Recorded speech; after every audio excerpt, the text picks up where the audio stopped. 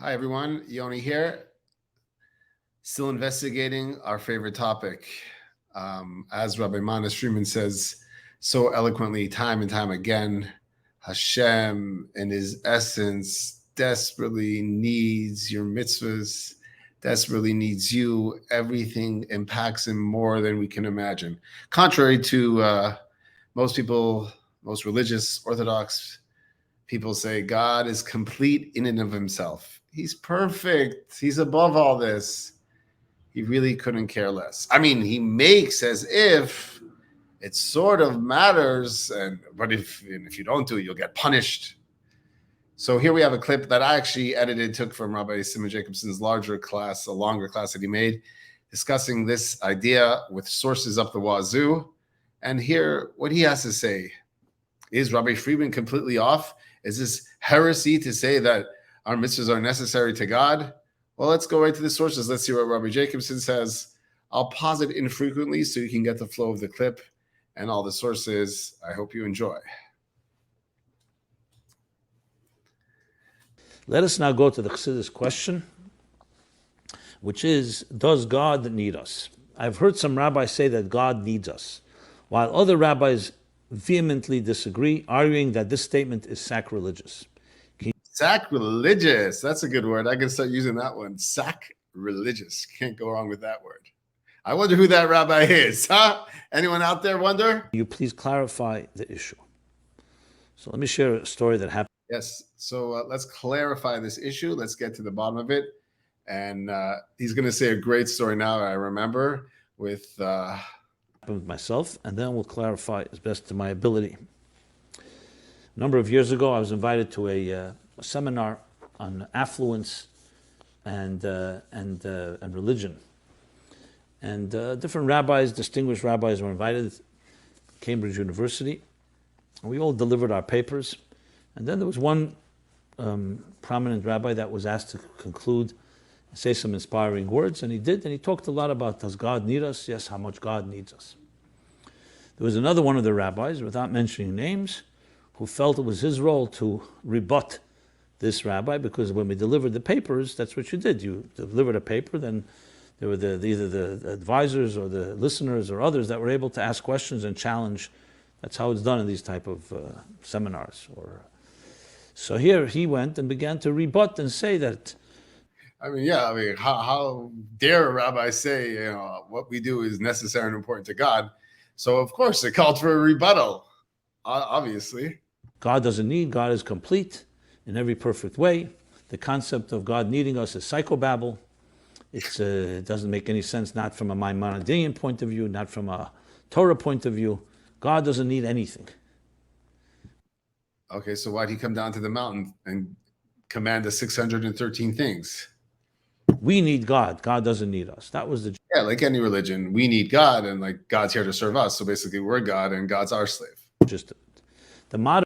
I said I wasn't going to interrupt, but I can't help myself. For those 10 people that are actually watching this on YouTube, bear with me. The moderator felt that the second rabbi had somewhat humiliated the first rabbi, who had said, "Yeah, I probably did humiliate." Like, a rabbi says our mitzvahs and God needs us, and then to come out strongly against it. Yeah, he probably did embarrass him, and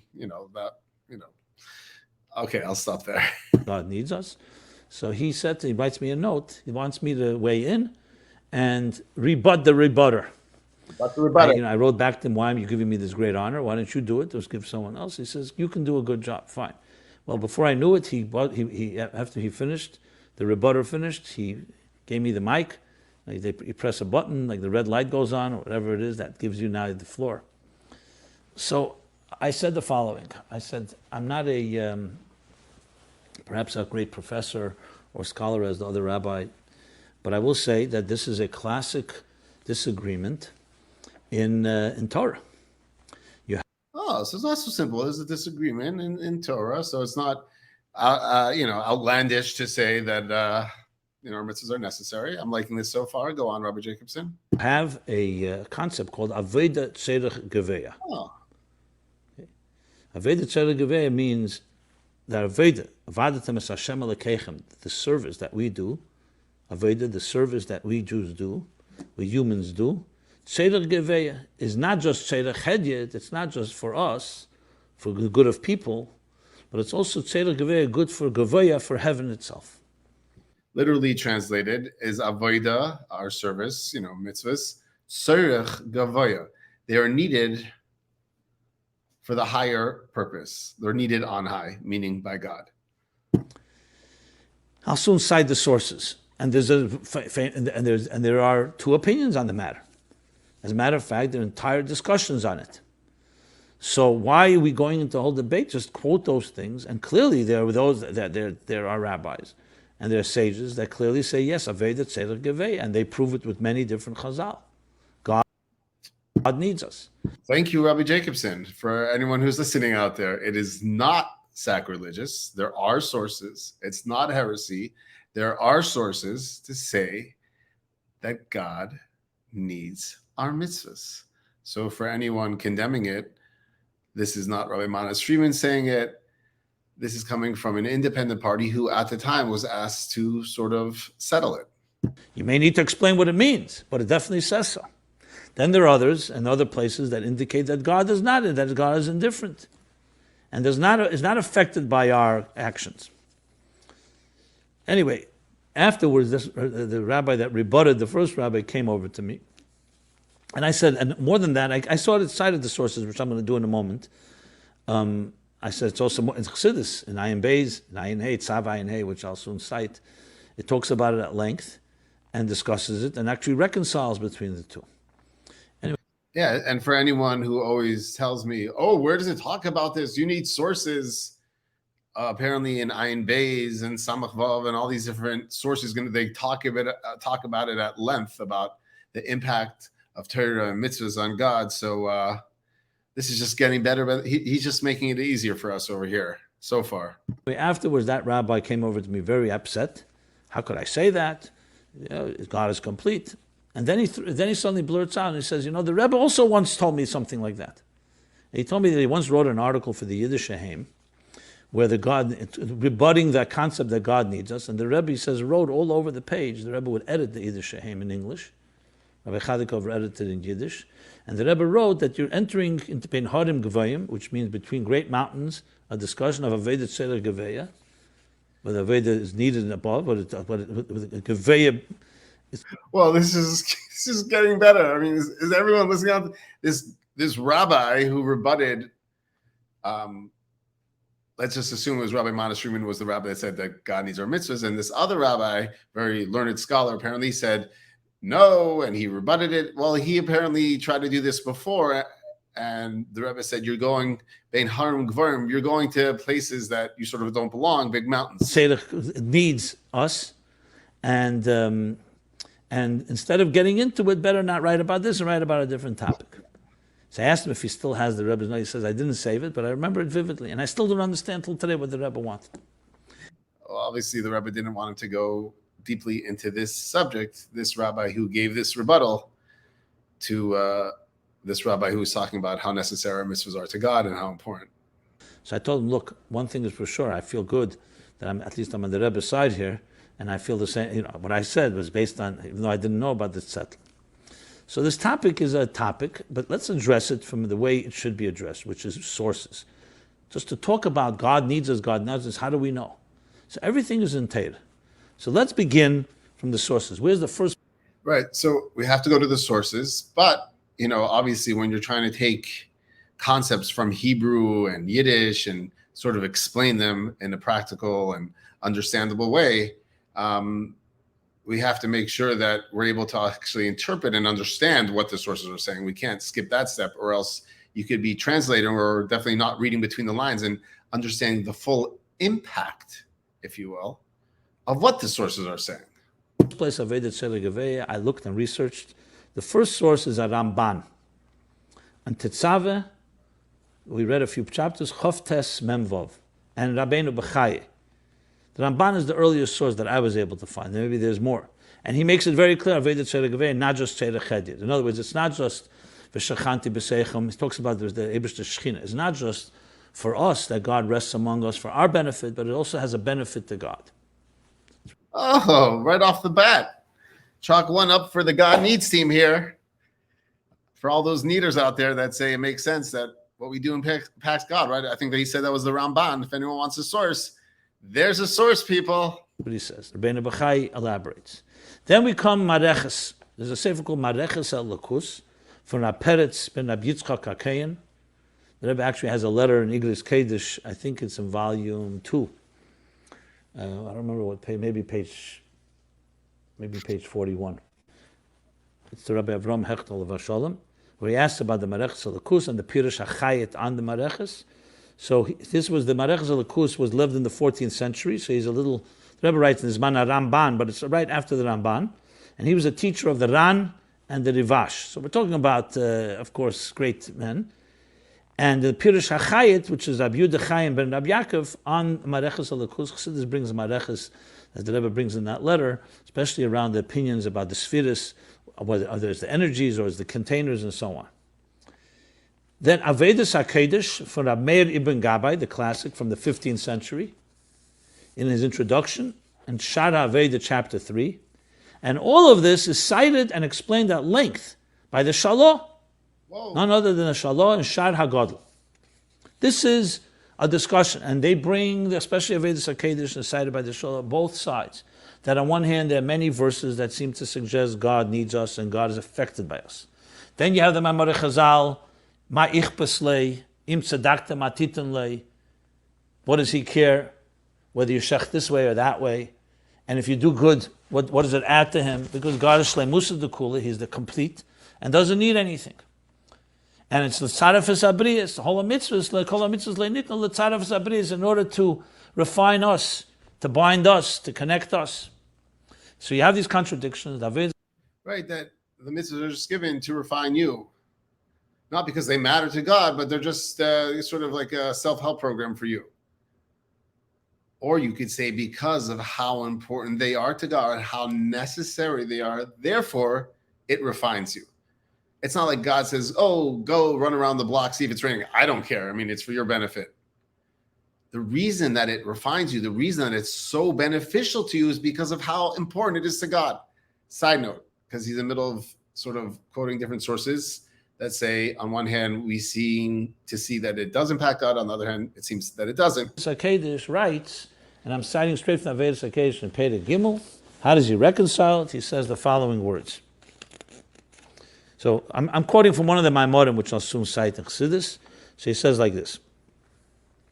Ache shehirich v'hichriach, from Maimorah Chazal, v'oid kam Maimorim, that there's Aveda Tzela Geveya, and he asks questions from the Pesukim and the Chazal that contradict that, and he explains that what it says, v'chima ichpaslei, hu al odin, that what it says, and that does he care about us? He says, hu al odin yochid sheirish hashroshim delay loy ichpaslei klal.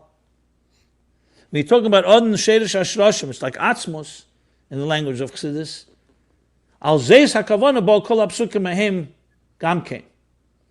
In other words, there in sheirish hashroshim, the odin, because the odin yochid sheirish kol hashroshim, there it's not ichpas. It doesn't affect. It doesn't in any way touch him. Omnam the tzerech hakovid, but the kvedish al HaKadosh Baruch Hu, as his language, lashpi al haroshim el yenim. Chassidus explains what all this means. I'll soon give you the sources. Liyachid reisha machshavas b'seifa. There he uses these words. There. I'm just reading. There it does affect. Kikein hoya harotzen hatoyer v'achefetz hakodesh seirach gomer hu. Seirach gomer, not just need, absolute, total necessity. He's just taking it to a whole new level. Seirach gomer, it's an absolute need. So on the level of Shirish HaShirashim, once you're already a root to roots or source to sources, then you can have a sort of distinction what you mean and it affects. But in God's essence, it's a tzorech gamor, it's an absolute need. And the way the Shalah explains it is that the Avedus HaKedesh is basically saying that Natzilus, and Natzilus is absolutely Avedus Tzela Gevei. Higher than Natzilus, it's not. And he brings there from the Chayat and other commentaries who say you can't say even on Atzilus, you have to say that's on lower levels. So number one is there's this discussion, and I just gave the sources. Now comes Chassidus. And here you'll see the Chiddush of Chassidus in a subject beyond what all these Mukubalim say that I just cited. What is Chassidus? So as you see, maybe I jumped the gun there, but as Chassidus, always taking things to a whole new level of understanding and a whole new level of impact. Let's see what Chassidus says. Chassidus say? So you have in several Maimorim, let me begin and just give a few sources. In the Maimon Loitia Mishakela, in Teira Eir from the Alter Rebbe, there he says, Vavadam es Hashem Elokeichem is not for the Eibishter, it's for Mamshech and Havaya into Lekeichem. So drawing down the dimension of the divine that's transcendent into the divine that's within existence. That's in Loitia Mishakel, and cited in other places. In the Maimer Va'ati Yisrael Tovkuf Samach Beis, and same thing you have in Yonim, Maimori Admur Azok in Yonim page, do I have the page here? I don't have the page, but it's there, talks about it. There he goes into a whole thing that, the same question he asks, God is complete, what does he need? He says that we're serving like an Eved works, does things that the Melech does, well, it's not his cover to do. So we do it in his place, so to speak. So it's not filling a need, it's more serving the work that the Eibishter would have done, and different levels of avodim, as he explains. Okay. Then in the Maimer Bolok, in Lekutei Teira, Do Lo Hibet Oven, there he adds, and this is the key Chassidus Chiddush, that the Eibishter Nesava Kodesh Baruch Hu Liyis Le'Dira B'Tachtenim. He desired the Dira B'Tachtenim. He says their desire has no explanation. In other places we know the Lashon is, the Alter Rebbe says, a Taivan stuck in Kasha. There's no question. He desired a Dira B'Tachtenim. So therefore he desired that he should, that this need. So he doesn't need it, but he desired it. And therefore when we fulfill it, we're fulfilling his desire. So it's not a shleimus, it's not because he's missing something. It's because he desired, and desire doesn't have to have a logical explanation. In Shmois Chelik Beis Lekutei Sichos, he explains this somewhat, that it's not mitzad shleimus, it's mitzad desire. But let's take this further, because he doesn't really go spell it out in Maimon Bolok in detail. So we have to point out that when it says that it's just a desire, and that seems to like belittle it, like it's not necessary, it's like a desire. It's like, do you need dessert? No, you don't really need it. You need food, but the dessert is like you want it, you desire it. So it's like not as important as the food. It's the exact opposite. When you say that God desires, and it's not based on a reason, as if a taiv is king kashinit, meaning it's not based on a reason, it's higher than reason, meaning it's coming from his essence. It's not based on logic, because his logic could not essentially be him. It could be motivated by a good reason, not coming from his essence. And that's what we call a true need, or an absolute essential desire. So when you say that you need something for your shleimus, for your existence, then it's sort of filling something that you don't have. But then you're really using the thing just to get something that you're missing. You don't really need the thing. It's sort of a means to an end. And this is, we've talked about this several times, but for those of you who've been following, this is a very important point as he goes to explain Chassidus' interpretation of this whole idea.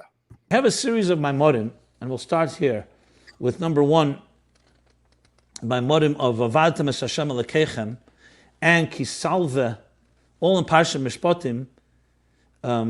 We have an Eira Teira Mishpatim page 1,600, Aleph Kuf Samach Vav Zayin, that's 1,666 and 67. Page 3025. Veschanan page, it's all Eira Teira, 388. And Ba'aleischa page, Eira Teira page 421. And then the same thing as the Maimorim Tofresh Chav Zayin, Tofresh Chav Tes from the Reb Marash. And then there is the Maimorim that come afterwards, which are very critical here. Maimorim of, first of all, Hemshech Ayin Beis, the Maimor Vayikra and Tzav Ayin Hey in volume 2, Tze'eno Reno Tofresh Ayin Zayin, and the Rebbe Chazed that in Tofshin Mem, Seis Teira Sa'ela Tofresh Ayin Ches, and Tofshin Mem, and of course there's like Yitiyah Mishakela, Tofshin Yud Beis, and I believe also B'Shah Sheikdimu Tofshin Yud Beis. All these talk about this Inyan in different details. Also allowed V'hoya Ekev Ateres. And is there anything else I want to add here? Let's see, sources wise. In Eira Teira also page 1,000, Mishpatim page 1,219. Okay. So there's a few things that are critical that he says there. He speaks like the Avedis HaKedesh, he quotes the Avedis HaKedesh, but then there's a few chidushim that are added in Chassidus and says that even though it's true that mainly in Atzilus is Seder Geveya, that's where there's a need, both not just the Kalim, but also the Eris. Yet, and higher than Atzilus, there's no need because God is beyond need there. And yet, I'm going to read a lashon from Eira Teira Nach. That's what I wanted to add. Eira Teira Nach is also relevant here. Eira Teira Nach, which is on page Tofresh Pei Aleph, 681. Actually, 679 and 681. So he says the following. Which means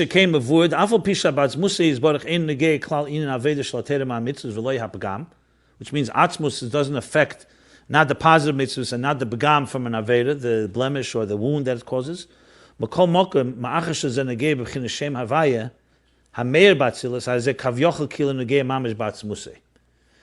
it's negate the shem havaya that radiates not tzilis, it's also kavyochel negate also not tzmusei. Kiven de kula chad. Oh, there we go. There's a source of Chassidus, anyone paying attention. It's Noigea ba'atzmusei. So when he says the pgam, meaning the blemish, the consequence, on God's deepest essence, what matters most is the mitzvah. So on a lower level, as God relates to the world, you can say, oh God, why do you like the mitzvahs? Because they're holy, meaning holy is a consequence of doing mitzvahs. So as he relates to the world, yeah, consequences matter. Holy, unholy, up, down, good, bad. But when you get to the essence, what matters most there? Not holiness and unholiness. That's already part of creation. That's a consequence, or pagam, like he just said. There, what matters essentially in Asus, like he just said, the mitzvah, not the consequence of the mitzvah. Like the Rebbe also addresses in Leisim Shakela, that the prate avoida, which is also referring to the consequences, and that goes with the mitzvah, meaning not the mitzvah itself. This is perfect. Since they're all one. And this is a point made in a number of places. In here, in Ayin Zayin, Senerena, the Rebbe brings it as well. But then there's a few things that I have to add.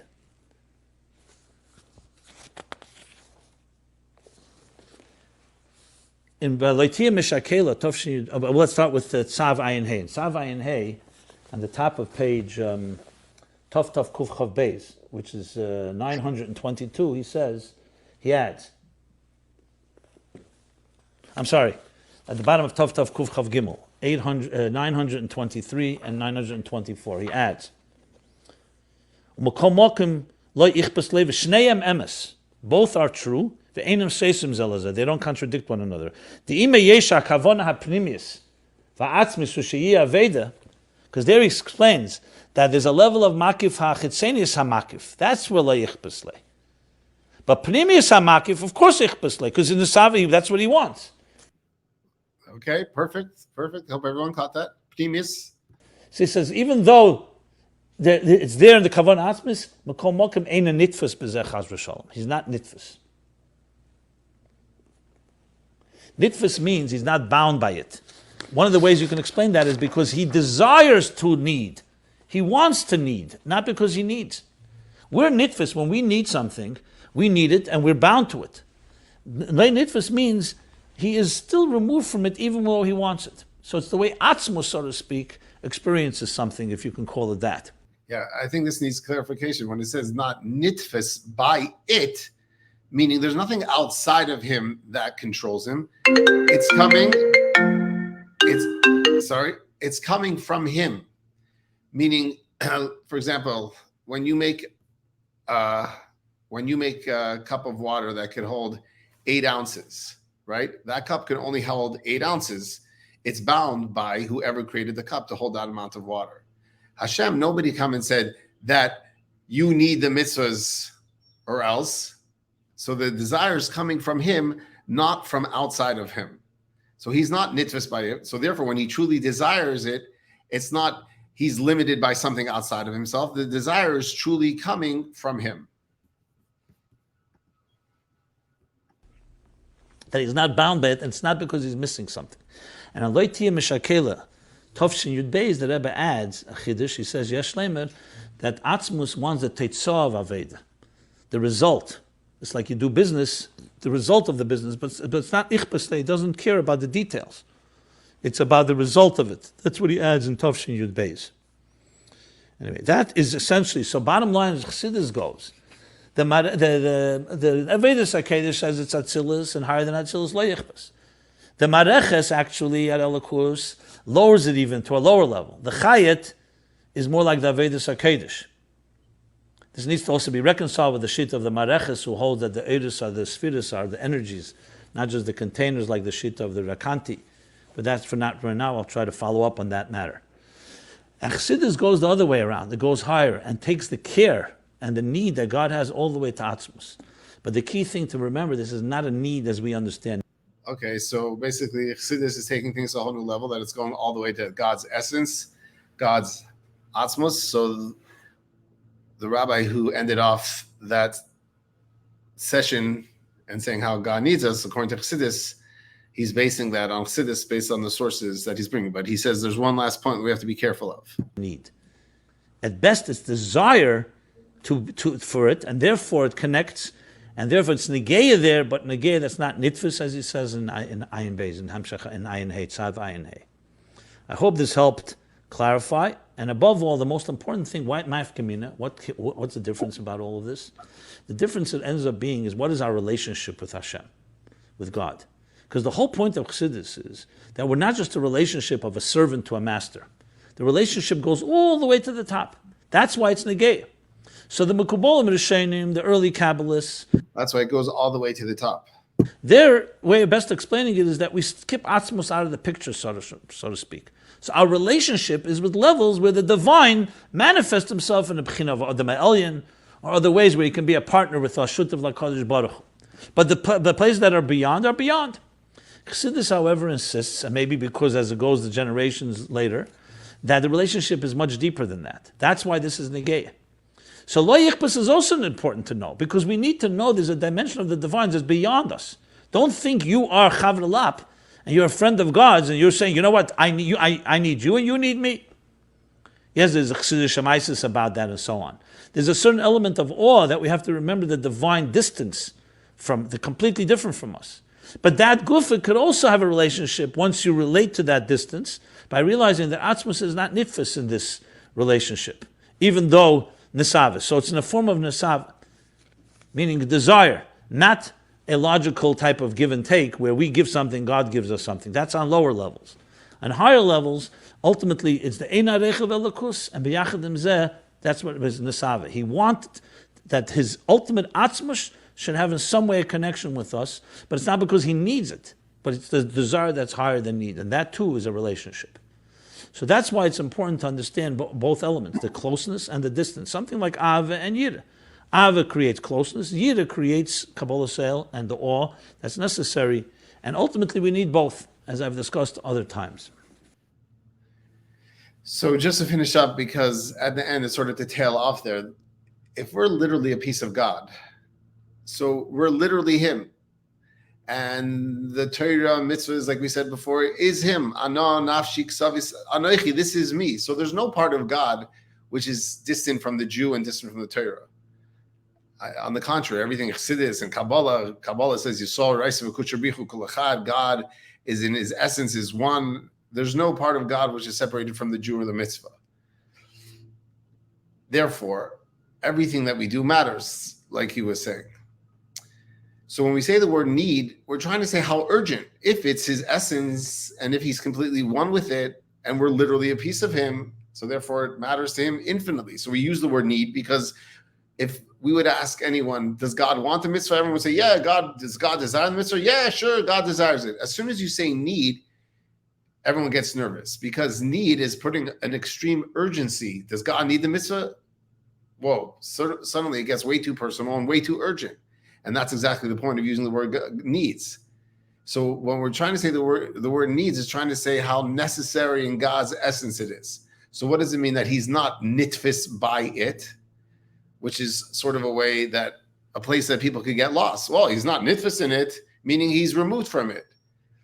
In the human experience, for example, when we need food, we were created that we have to have food to survive. We're dependent upon food.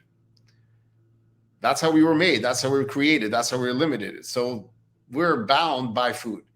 Nobody created God and said, you are bound by something. He's not bound by anything. He's not nitfus in anything. Therefore, when he desires something, it's truly coming from him, not that he's bound by it. The only thing he's bound is by himself. So God didn't limit himself and say, oh, now I need this thing called mitzvahs, this self-created need. No, mitzvahs are his essential desire. And the word we're using to convey how necessary and urgent that desire, and for the culmination of the dwelling place in this world, to show how important it is, and every second and every mitzvah and every Jew counts, and even every non-Jew, like the 7 Noahide laws, we're trying to say this is necessary to him, not because he's bound by it. It's not outside of him, it's him. And therefore, he has to be him, and it will happen.